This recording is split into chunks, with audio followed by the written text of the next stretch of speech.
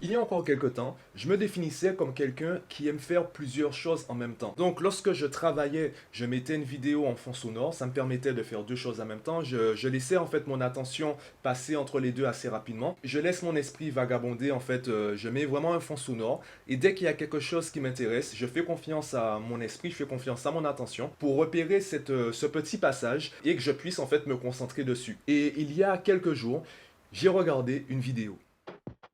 How many of you here, growing up in school, had formal classes every day, the same way you had classes on English and math and science every day, week after week, month after month, have classes on concentration? People tell you to concentrate, but they don't teach you how to do it. I got told to concentrate all the time when I was growing up. Concentrate on your homework. Concentrate on eating your food. Anybody want to show me how to do it? No.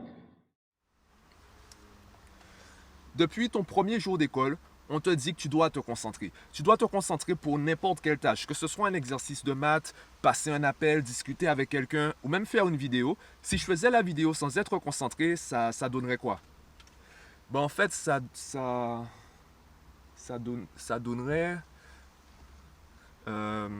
Qu'est-ce que je disais? Tu n'aurais pas envie de regarder la vidéo si j'étais constamment distrait par ce qu'il y a autour de moi, si je n'étais pas concentré sur ce que je disais, sur le sujet que j'aimerais développer dans la vidéo. Il m'arrive parfois de recommencer des plans parce que j'ai été distrait, parce que j'ai perdu ma concentration. La concentration, elle est importante, sauf que qui t'apprend à te concentrer? Mon premier objectif en tant que coach avec mes clients, c'est qu'ils comprennent le problème. Et généralement, le problème, c'est quoi? Le problème, c'est qu'on attend des enfants qui sachent faire des choses sans leur expliquer comment faire. On attend des enfants qui arrivent à se concentrer et on leur explique pas c'est quoi la concentration. Même les adultes ont des problèmes de concentration. Même à des adultes, on dit concentre-toi. Sauf que concentre-toi, ça veut rien dire. Parce que déjà, je ne sais pas ce que c'est que la concentration. On m'a jamais appris comment me concentrer. Et concentre-toi, ben en fait, ok, mais je me concentre sur quoi? Essaie là maintenant de te concentrer. Ben forcément, tu vas essayer de te concentrer sur un point. Tu vas peut-être te concentrer sur ma vidéo, tu vas peut-être te concentrer sur quelque chose sur un livre en fait qui est en fond d'écran. Tu vas peut-être te concentrer sur mes lunettes. Tu vas te concentrer sur une chose. Par contre, te concentrer tout simplement, ça veut rien dire. Donc, en tant que coach, je leur explique qu'en fait, ce n'est pas naturel, ce n'est pas évident. C'est normal que les enfants ne sachent pas le faire et qu'il faut leur expliquer comment faire. Donc, il y a un programme d'entraînement en fait à mettre en place pour que les enfants arrivent à se concentrer, arrivent à rester concentrés et améliorent leur concentration.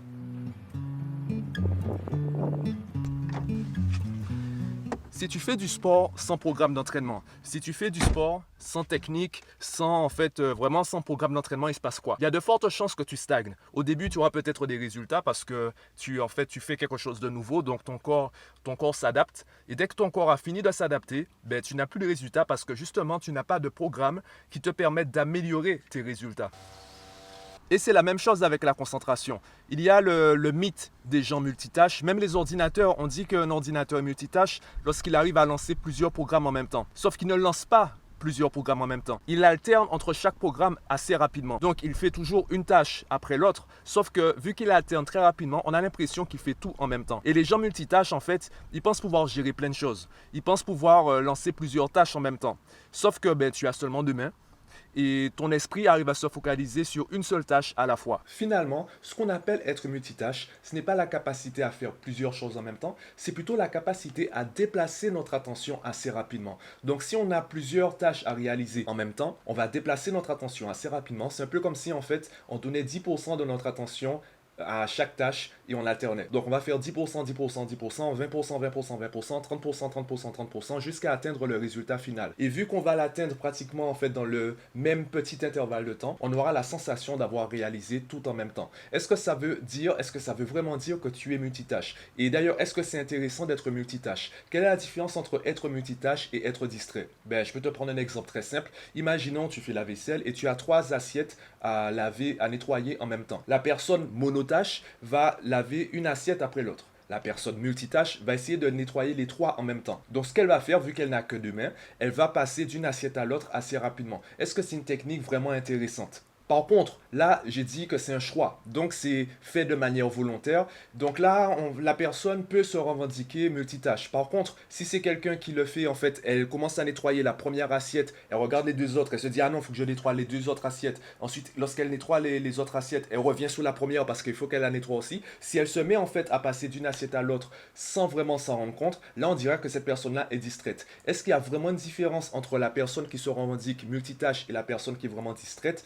Et même dans les relations humaines, est-ce que c'est vraiment intéressant d'être multitâche ou de côtoyer des personnes multitâches? Est-ce que tu as vraiment l'impression d'être écouté lorsque, lorsque la personne est sur son téléphone en même temps ou la personne est concentrée sur autre chose en même temps? Est-ce que tu auras vraiment l'impression d'être écouté à ce moment-là? Il y a de fortes chances que tu t'arrêtes et que tu demandes à la personne si elle t'écoute vraiment. Et si elle te répond, oui, t'inquiète, je suis multitâche, vas-y, continue, je t'écoute, ça va pas calmer en fait ta frustration. Tu auras vraiment l'impression que l'attention de cette personne n'est pas totalement sur toi. Le contraire, voire l'ennemi de la concentration, c'est donc la distraction. Et on pense souvent aux sources de distraction extérieures. On dira que le téléphone nous distrait, que les téléphones diminuent l'attention des enfants. Et on ne parle pas, on néglige les sources de distraction intérieures. Par exemple, sur la route, tu me diras si je me trompe, je suppose que toi aussi sur la route, il t'arrive parfois de te réveiller, de te rendre compte que ça fait 30 secondes, voire 1 minute que tu n'es plus concentré sur la route, que tu es parti dans tes pensées. Alors comme tu as une certaine expérience, tu as acquis en fait des automatismes, donc ton corps continue à respecter le code de la route, donc tu continues à conduire convenablement. Par contre, tu es parti dans tes pensées. Pire quand tu es fatigué. Quand tu es fatigué, en fait là, tu te déconcentres assez rapidement. Pourtant, sur la route, il y a des vies en jeu, il y a des êtres humains autour de toi. Il se peut en fait que sans t'en rendre compte, tu commences à dévier légèrement et à changer de voie sans t'en rendre compte. Ça arrive. Et on est tous d'accord avec ça. On sait que ça peut être grave. Pour autant, en fait, on ne fait pas l'effort lorsqu'on prend le volant de rester concentré. On va partir sur autre chose. On va mettre de la musique. On va écouter un podcast. On va en fait alterner notre attention entre la route et une autre source un autre sujet d'attention. Et en même temps, on va reprocher aux enfants de ne pas réussir à se concentrer sur un exercice alors qu'ils sont en toute sécurité chez eux. We believe in using technology, but the way we use technology is that we decided that we would use technology and not allow technology to use us. And that's really the big difference. So technology itself is extremely positive, and I'm a big technology user, but who's controlling where your awareness is going? Is the technology controlling it, or am I controlling it? And that's really the big thing. Je peux aussi prendre l'exemple de la méditation. Il y a beaucoup de personnes qui pensent que méditer, en fait, c'est faire le vide dans son esprit. Tu ne peux pas faire le vide dans ton esprit. Ton esprit, il est tout le temps plein. Quand tu fais le vide, en fait, les choses qui sont dans ton esprit, elles vont où?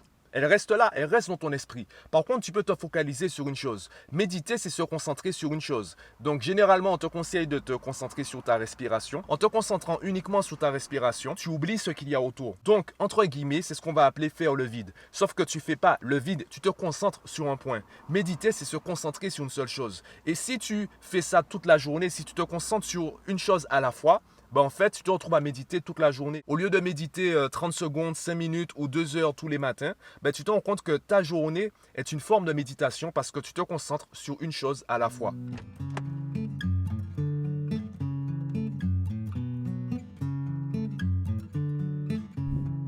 La solution, c'est quoi? Essaie de te concentrer juste 10 minutes. On va plutôt prendre un exemple beaucoup plus concret. Regarde cette vidéo sur ton ordinateur de préférence et essaie de la regarder du début jusqu'à la fin sans toucher ton téléphone, sans lever les yeux, sans écouter ce qu'il y a autour de toi. Essaie vraiment de regarder attentivement cette vidéo du début jusqu'à la fin.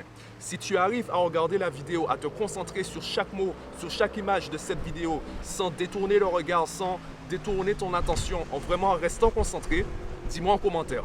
Dis-moi en commentaire si tu arrives à le faire. Et là, on verra si tu arrives à... Alors, je ne sais pas combien de temps durera la vidéo après montage. Ce sera certainement autour de 10 minutes. Donc, dis-moi si tu arrives à regarder cette vidéo du début jusqu'à la fin en restant concentré. Il y a encore peu de temps, j'étais quelqu'un qui aimait en fait faire plusieurs choses en même temps. Donc, lorsque je travaille, je mets une vidéo. En fait, je mettais une vidéo en fond sonore. Il y a encore quelques temps, je me définissais comme quelqu'un qui aimait plus... Il y a encore quelques temps, je me définis...